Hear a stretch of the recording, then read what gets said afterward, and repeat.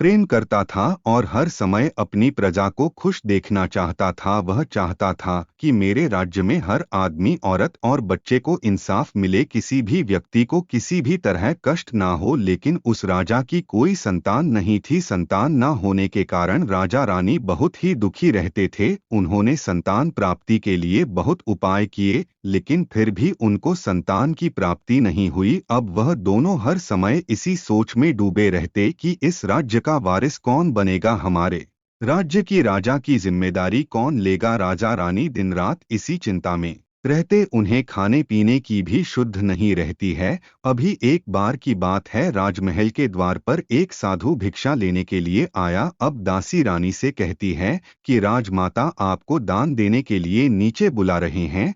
तब रानी दासी से कहती है कि यह मेरा अंतिम दान धर्म है, इसके बाद मैं अपने हाथों से कोई दान धर्म नहीं करूंगी। रानी चावल भात धान हाथ में लेकर बाहर आती है। जब वह साधु की झोली में भिक्षा डालने के लिए आगे बढ़ती है तो उसके चेहरे पर दुख और परेशानी देखकर साधु रानी से पूछता है कि रानी साहिब, क्या हुआ है, आप इतनी उदास क्यों हैं? तब रानी साधु महाराज को सारी हकीकत बताती है और सिसक लगती है। रानी के दुख को समझते हुए वह साधु कुछ पल के लिए गंभीर हो जाता है और फिर कहता है कि रानी साहिब, आप चिंता मत कीजिए, आपकी संतान की इच्छा पूरी हो जाएगी। आपकी कोख से एक पुत्र जन्म लेगा, परंतु आपका वह पुत्र केवल 16 साल तक ही आप लोगों को मिलेगा। रानी साहिब, इससे ज्यादा आपको कुछ देना मेरे लिए संभव नहीं है। अपनी बात पूरी करते करते उसे साधु ने अपनी झोली में हाथ डाला और बबूती निकालकर रानी को दी। साधु महाराज ने बबूती देते हुए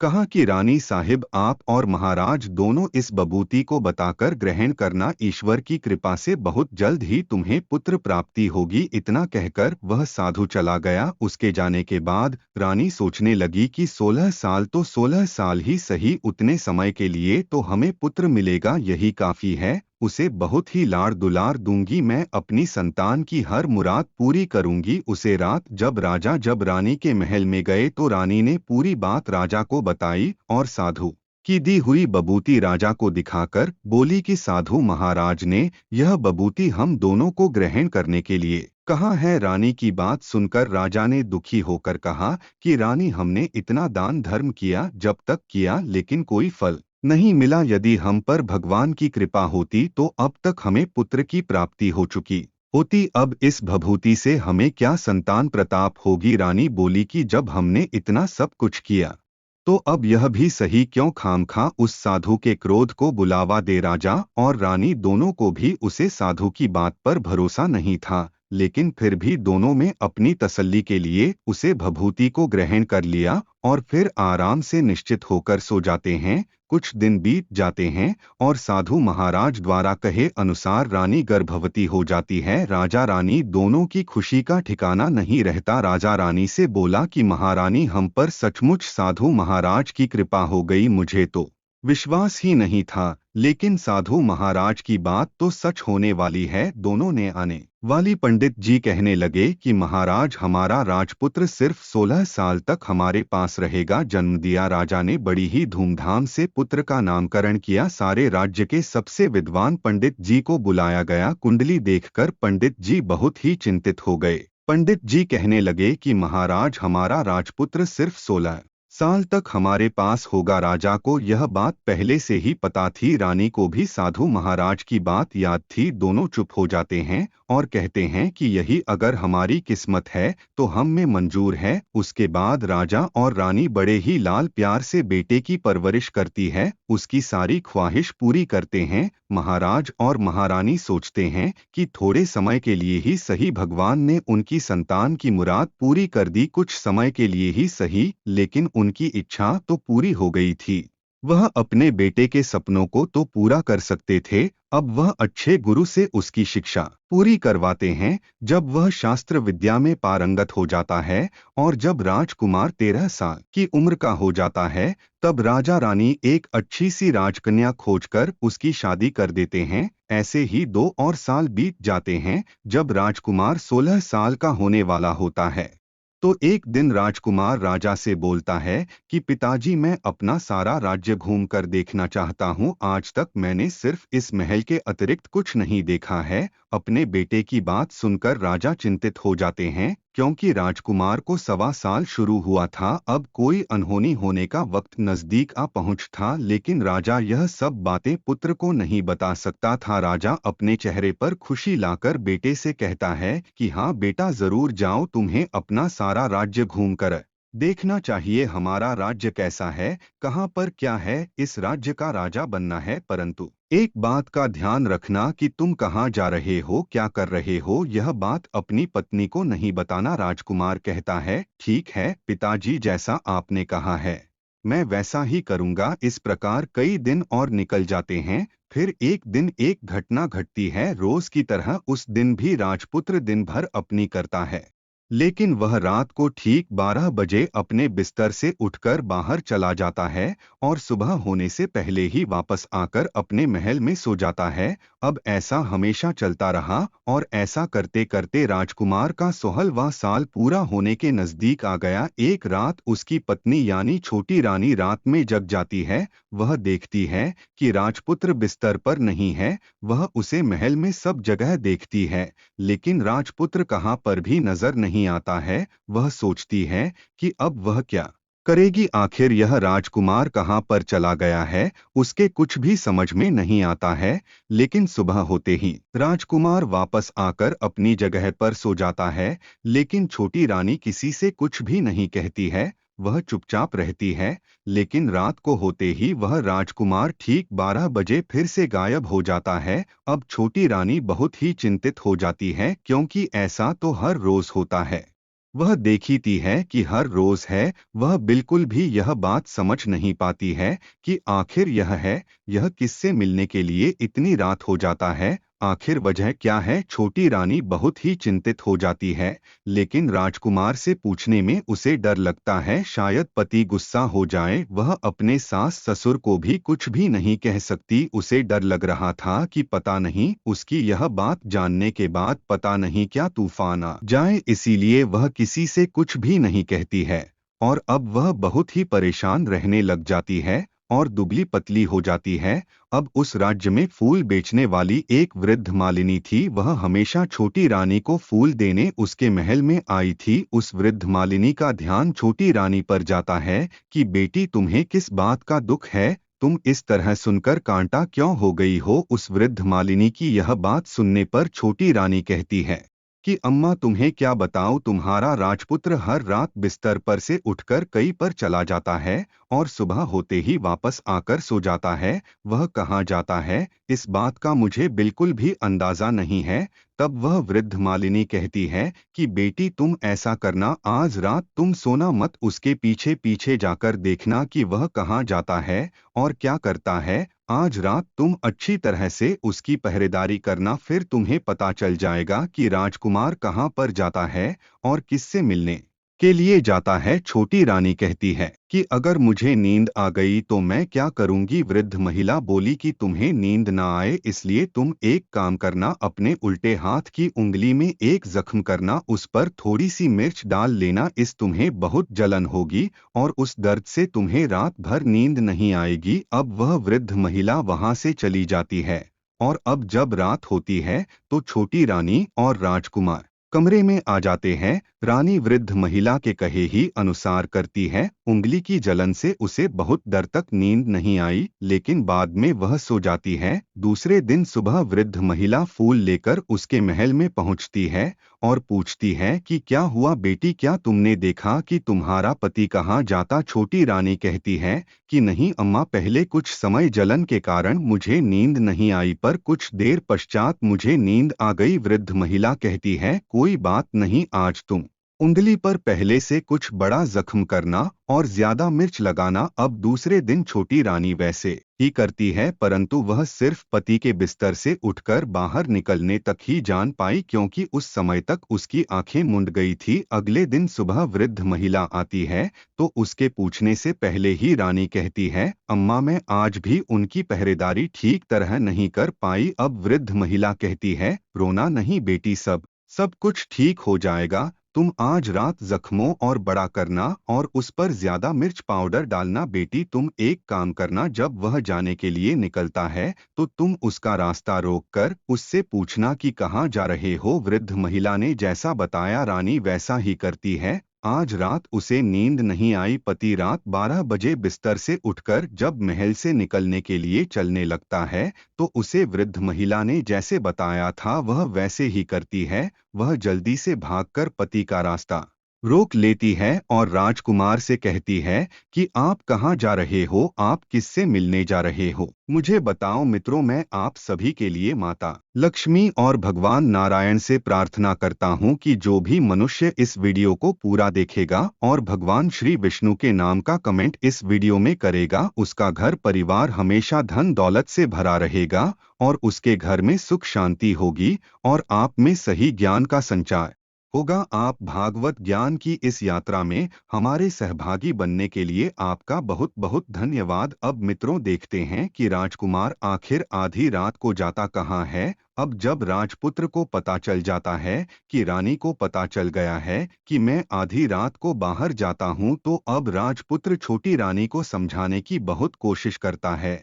और कहता है कि देखो, अगर मैंने तुम्हें बता दिया तो मैं दोबारा तुम्हें नहीं मिल पाऊंगा। रानी बोली कि कोई बात नहीं, ना मिल पाऊं, लेकिन आप रात के समय कहाँ जाते हो यह मुझे बता दीजिए। राजपुत्र अपनी छोटी रानी को समझाते समझाते निराश हो जाता है और वह थक जाता है। पत्नी की जिद के आगे उसकी एक नहीं चल पाती थी। इस समय उसका 16वां साल खत्म होकर 17वां साल लगने वाला था। वह सोचता है कि जो होता वह हो जाने दो। यह सोचकर वह कुछ चावल अपनी पत्नी को देकर कहता है कि इन चावलों को दोनों हाथों की मुट्ठी में पकड़ना। अब पहले दाएं हाथ में पकड़े चावल मेरे ऊपर फेंकना, तुम्हें पता चल जाएगा कि मैं कौन हूँ। इसके बाद तुम उल्टे हाथ में पकड़े चावल मेरे ऊपर फेंकना, तब मैं जैसा था तुम्हें वैसा ही मिल जाऊंगा। लेकिन रानी, इस बात का ध्यान रखना कि यदि तुम उल्टे हाथ के चावल मेरे ऊपर फेंकना भूल गई तो मैं तुम्हें कभी नहीं मिल पाऊंगा। रानी बोली कि मैं नहीं भूलूंगी। यह कहकर रानी बड़े ही आत्मविश्वास के साथ दाएं हाथ में पकड़े चावल पति के ऊपर फेंक देती है।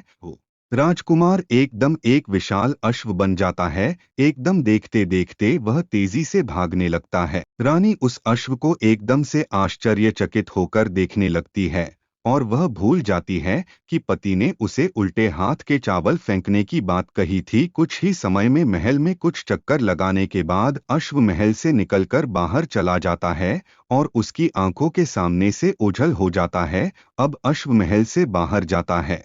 रानी इंतजार करती रहती हैं, लेकिन वह वापस नहीं आता। अब रानी को बहुत ही ज्यादा पश्चाताप होता है। वह स्वयं को कोसने लगती है, लेकिन अब उसका कोई फायदा नहीं होने वाला था। राजपुत्र अब वापस नहीं आने वाला था। सुबह होते ही महाराजा और महारानी को यह सब बात पता चलती है। उन्हें बहुत दुख होता है। वह समझ चुके थे कि उन्हें जिस बात का डर था वह अनहोनी घटना घट चुकी थी और अब वह कितना भी चाह ले लेकिन कुछ नहीं कर सकते थे। दुख के कारण वह बिस्तर पकड़ लेते हैं और देखते हैं कि अब ऐसे करते करते 3 महीने गुजरते हैं और आखिर में 6 महीने निकाल जाते हैं, लेकिन अभी भी राजपुत्र का कोई अता पता नहीं लगता। राजा द्वारा राजपुत्र को ढूंढने के लिए राज्य के गांव-गांव में सिपाही भेजे जाते हैं, लेकिन उन्हें कोई सफलता नहीं मिलती। उधर छोटी रानी यह सोचकर स्वयं को मन ही मन कोसती है कि उसकी अपनी एक गलती के कारण ही उसका पति गायब हो गया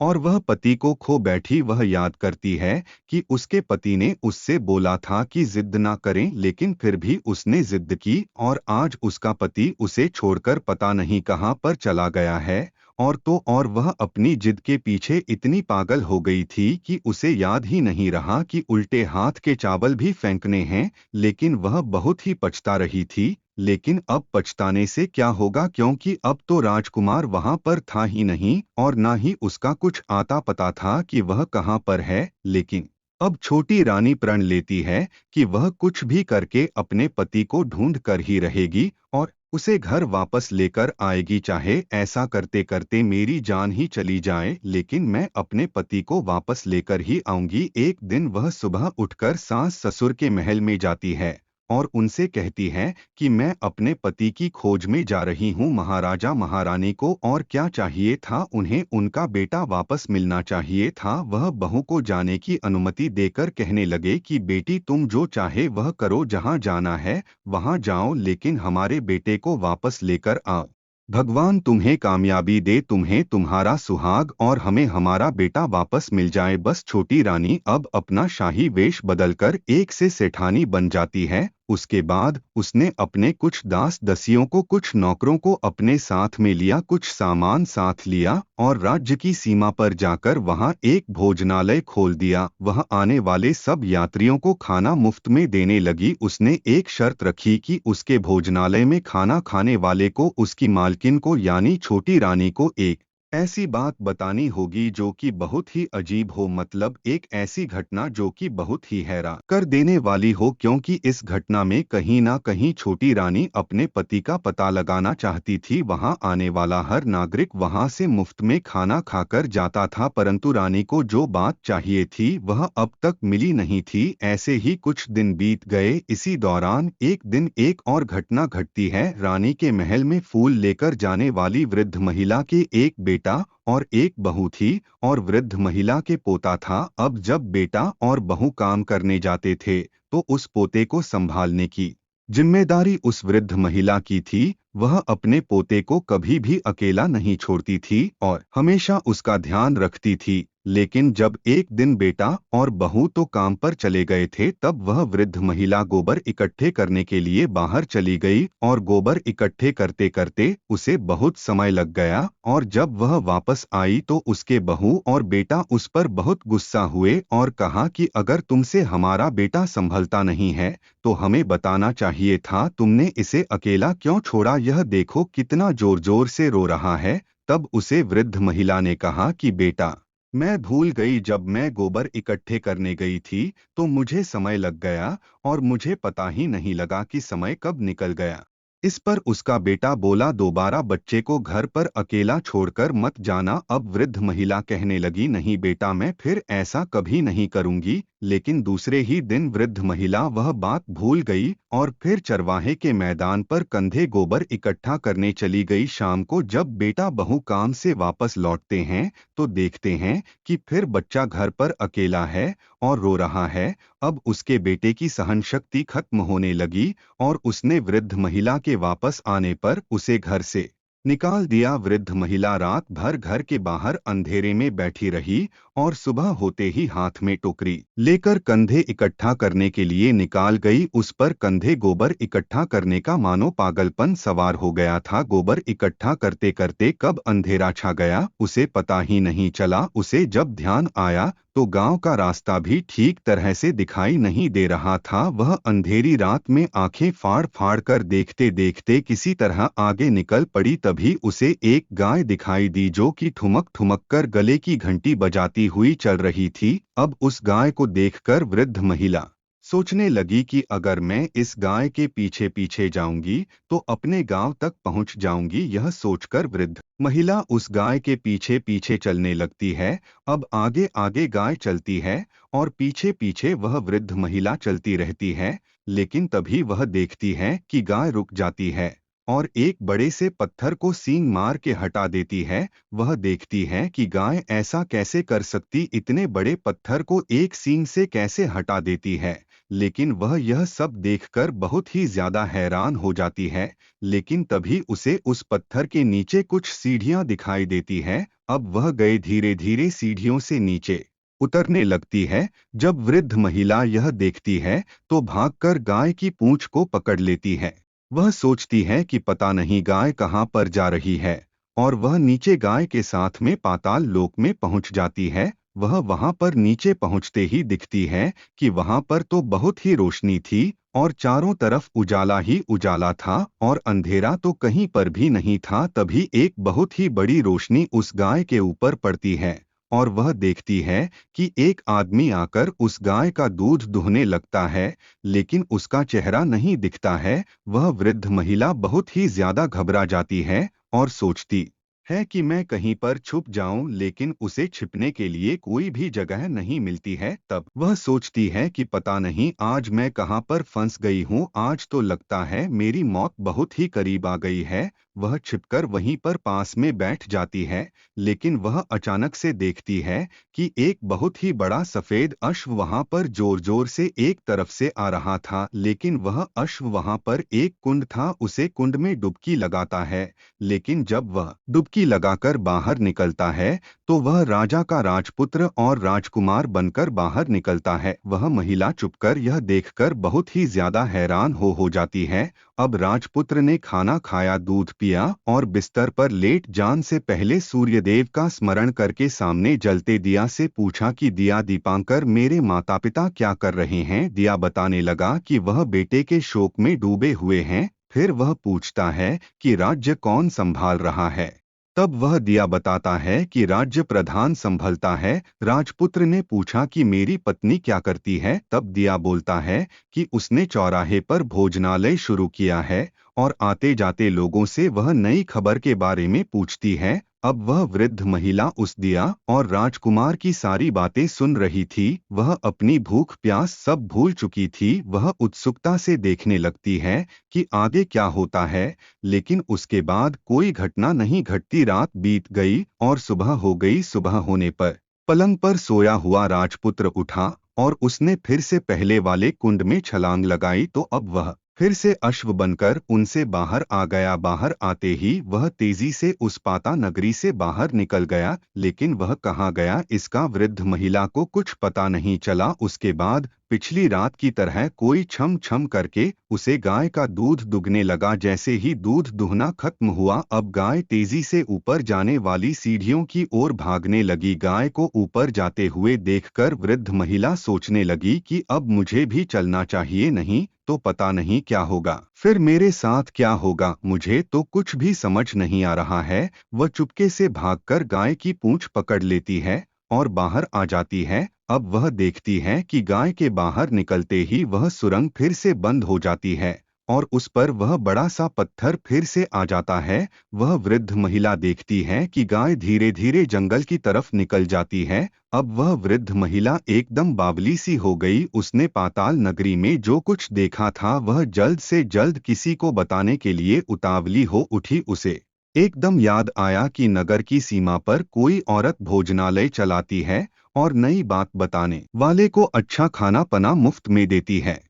वह सोचने लगी कि क्यों ना मैं यह बात उस औरत को जाकर बताऊं। यदि उसे यह बात पसंद आ गई तो बाकी जीवन खाने पीने की झंझट से मुक्ति मिलेगी। अब वह है वृद्ध महिला जल्दी से उस भोजनालय के द्वार पर पहुंचती है और वहां पर सिपाहियों से कहती है कि मुझे खाना दीजिए। तब सिपाही कहते हैं कि तुम्हें खाना तभी मिलेगा जब तुम हमें कोई अजीब या अलग बात बताओगी जो कि बहुत आश्चर्यचकित हो। तब वह मृत महिला कहती है कि पहले मुझे खाना दीजिए, फिर मैं आपको बताऊंगी कि एक बहुत ही अजीब बात मुझे पता चली है। तब वह सिपाही उसे खाने के लिए खाना देते हैं और पहनने के लिए कपड़े दे देते हैं और फिर कहते हैं वहां पर आपको हमारी सेठानी से अजीब बात कहनी है। उसके बाद वह सिपाही उसे लेकर रानी के पास आए। वृद्ध महिला और रानी ने तुरंत एक दूसरे को पहचान लिया। वृद्ध महिला बोली, बेटी तुम यहाँ? और रानी भी हैरान होते हुए बोली, अम्मा तुम यहाँ? अब कुछ देर तक दोनों भांति भांति की बातें करती रही। अब छोटी रानी वृद्ध महिला से कहती हैं कि अम्मा अब बताओ कि क्या नई बात है।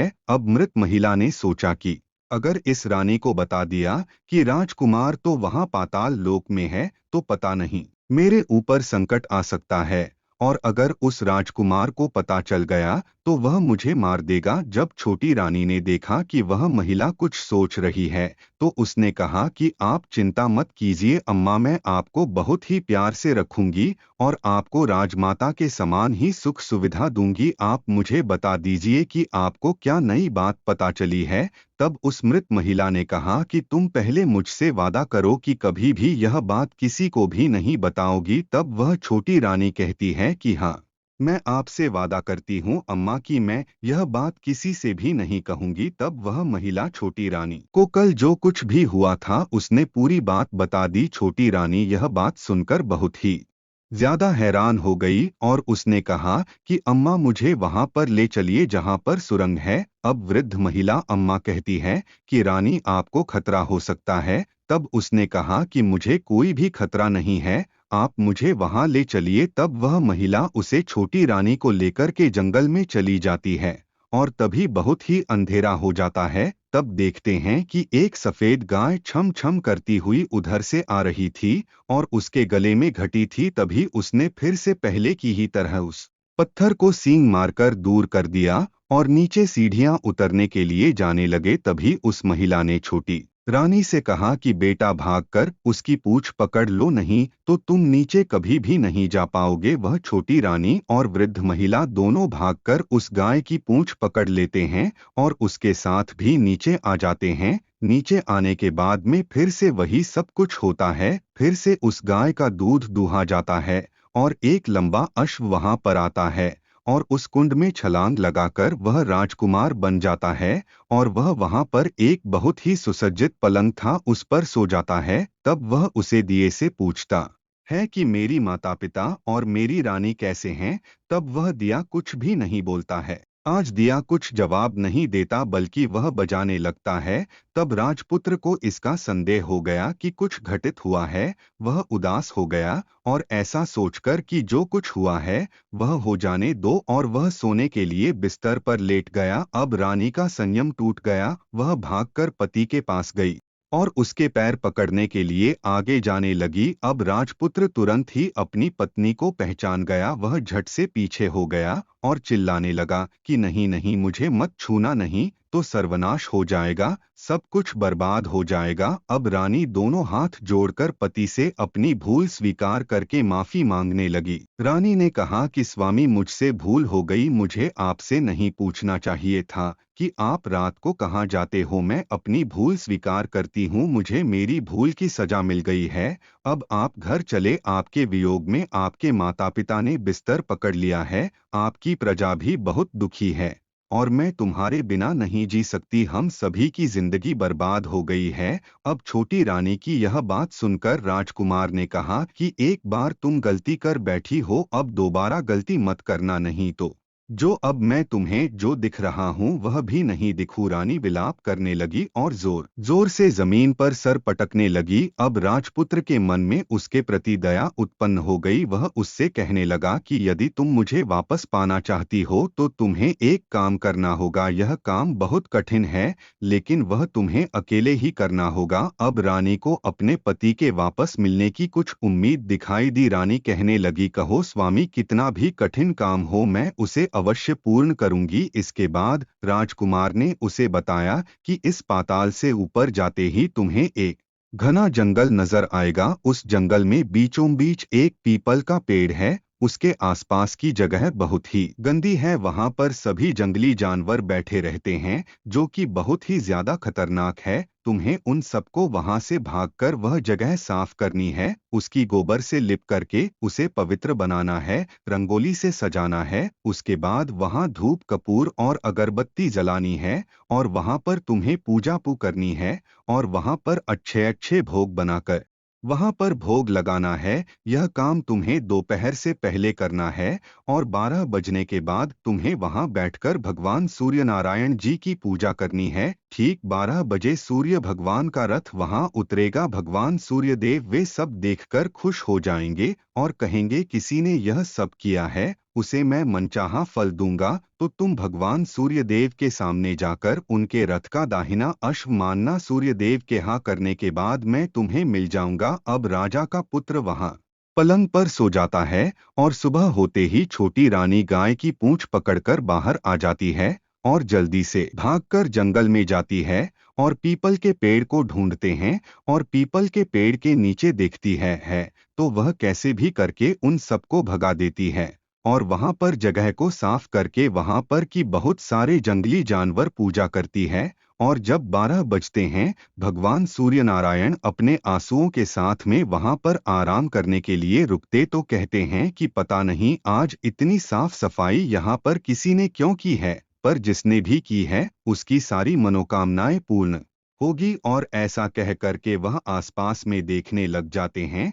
तभी वह छोटी रानी दौड़कर भगवान सूर्य नारायण के पैरों में गिर जाती है और कहती है कि मैं आपके पैरों में गिरकर अपनी जान दे दूंगी, आप मुझे अपना अश्व दे दीजिए। अब सूर्यदेव धर्म संकट में पड़ गए, उन्होंने वचन दे दिया था, अब वह अपने वचन से पलट भी तो नहीं सकते थे। सूर्यदेव ने कहा ठीक है, मैंने तुम्हें वह अश्व दिया, लेकिन वह तुम्हें यहाँ नहीं मिलेगा, तुम्हें उसे पाताल में जाकर लाना होगा। रानी बोली ठीक है। रानी को वचन देकर सूर्यदेव अपने मार्ग चले गए और इधर रानी जंगल से अपने भोजनालय में गई। फिर वह वृद्ध महिला को लेकर उस मैदान पर आ गई। जल्दी ही शाम हो गई और फिर वही गांव छम छम करती हुई अपने गले में घंटी लगाए हुए आती है और उन सीढ़ियों से नीचे उतरने लगती। तभी वह छोटी रानी नीचे उतरने लगी। रानी ने भी जल्दी जल्दी उसकी पूंछ पकड़ ली और उसके साथ ही नीचे उतर गई। नीचे पाताल में सब घटनाएं पहले की तरह ही घटने लगी। अश्व का एक कुंड में नहाकर राजपुत्र बन जाना, दूसरे कुंड में नहा धोकर नए वस्त्र पहनकर पलंग पूछने लगा। दिए दीपांकर, मेरे माता पिता क्या करते हैं?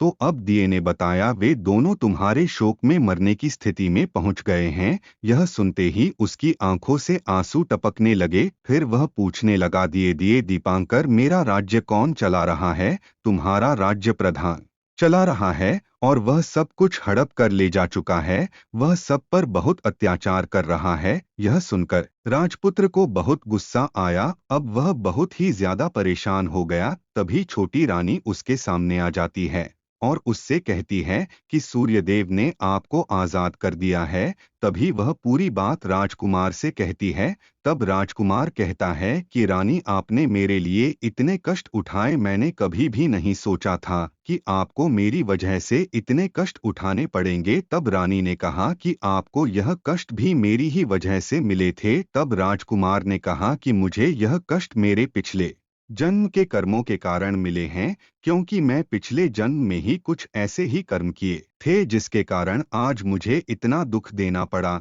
लेकिन अब तुम चिंता मत करो। तब राजकुमारी रहती है कि क्या आपको फिर से अश्विना बना दे? तो उसने कहा कि नहीं, अब मैं फिर से ऐसा नहीं बन सकता। तब छोटी रानी राजकुमार से पूछता है कि आखिर ऐसा क्या हुआ था कि आपको यहाँ पर अश्व बनकर रहना पड़ा? तब राजकुमार ने बताया, मैं तुम्हें महल चलकर बताऊंगा कि पिछले जन्म में मैंने ऐसा काम किया था जिसके कारण मुझे इतनी बड़ी सजा मिली। अब राजकुमारी कहती है कि ठीक है, कोई बात नहीं, जब आपका मन हो तब बता देना। अब वह दोनों सो जाते हैं और सुबह होते ही उस गाय की पूंछ पकड़ कर के बाहर आ जाते हैं। बाहर आते ही छोटी रानी उस महिला को धन्यवाद कहती है कि आज आपकी वजह से ही मुझे मेरे पति, मेरा सुहाग वापस मिला है। तभी वह महिला कहती है कि बेटा, मैं तो अपनी बहू और बेटे से परेशान होकर के निकली थी, उन्होंने मुझे अपने घर से बाहर निकाल दिया था, लेकिन मैं तो पता नहीं वहां पर कैसे पहुंच गई है, यह तो सब विधि का विधान ही है। तभी वह अपनी भोजनालय के ताला लगा देती है और दोनों गाजो बाजियां के साथ में अपने परिवार से मिलने के लिए राजमहल की तरफ निकल जाते हैं। अब राजपुत्र को वापस आता देखकर प्रधान घबरा गया। राजपुत्र ने उसे बंदी बनाकर कैद खाने में डाल दिया और राज्य की बागडोर अपने हाथ में ले ली। उसके बाद वह अपने माता पिता से मिलने उनके महल में गया। राजपुत्र ने देखा है कि उसके माता पिता उसके शोक में अस्थि पंजर बने हुए हैं, लेकिन जब वह अपने पुत्र को अपने सामने से कुशल देखते हैं तब तक आंसू बहाने लगे। उन दोनों ने पुत्र को गले लगाया, उसे प्यार से सहलाया। इतना होने के बाद उनके सेहत में एकदम सुधार आने लगा। राजा ने अपने पुत्र का राज्याभिषेक करके उसे सिंहासन पर बैठा दिया और बहू को महारानी का दर्श दे दिया। इसके बाद वह स्वयं अपनी पत्नी के साथ ईश्वर स्मरण करते हुए खुशी से दिन बिताते हैं। महाराजा बना राजपुत्र अच्छी तरह से राज्य चलाने लगा और अपनी पत्नी के साथ सुख शांति से जीवन बिताने लगा। रानी ने उसे वृद्ध महिला को अपने ही पास रख लिया, वह उसकी अच्छी तरह से देखभाल करने लगी। अब एक दिन राजकुमार और छोटी रानी कमरे में सो रहे थे। तब राजकुमार ने रानी से कहा कि आज मैं तुम्हें बताऊंगा कि मुझे किन कर्मों की सजा मिली थी। तब राजकुमार कहता है कि पिछले जन्म में मैं एक बहुत ही शैतान आदमी था और मैंने एक भगवान सूर्य नारायण के भक्त को पूजा करते हुए देखा था, तो मैंने उसे बहुत ही ज्यादा परेशान किया। उसने हमेशा परेशान करता रहता था, उसे मैंने कभी भी सही ढंग से जिंदगी मरते मरते उसने मुझे कहा कि जा, तुझे एक दिन भगवान सूर्य नारायण सजा देंगे। इसलिए भगवान ने मुझे जन्म तो अच्छा दिया, लेकिन जन्म देने के बाद में पहले तो मुझे कम उम्र मिली थी और फिर कम उम्र के बाद मुझे मौत भी नहीं मिली, जबकि मुझे यहाँ पर कैद होकर कैदी की तरह जिंदगी जीनी पड़ी। लेकिन करते हैं कि भगवान अपने दोस्तों को कभी भी निराश नहीं करते हो। तो हे भगवान की सच्ची भक्ति की थी और तुम एक अच्छी महिला थी, इसीलिए तुम्हारे कर्म अच्छे थे, तो तुम्हारे ही कारण भगवान ने मुझे भी माफ कर दिया। और इसीलिए जो लोग अच्छे कर्म करते हैं उनको अच्छे फल मिलते हैं, और जो लोग बुरे कर्म करते हैं उनको बुरी जिंदगी मिलती है। इसलिए हमेशा ध्यान रखो कि कभी भी कोई पूरे काम ना हो जाए, जबकि हमेशा अच्छे कर्म करो और लोगों का साथ दो और सबका भला करो। इससे ही आपका और हमारा खुद का भला होगा। तो दोस्तों, उम्मीद है आज का वीडियो आपको पसंद आया होगा। तो दोस्तों, मिलते हैं अगले वीडियो में।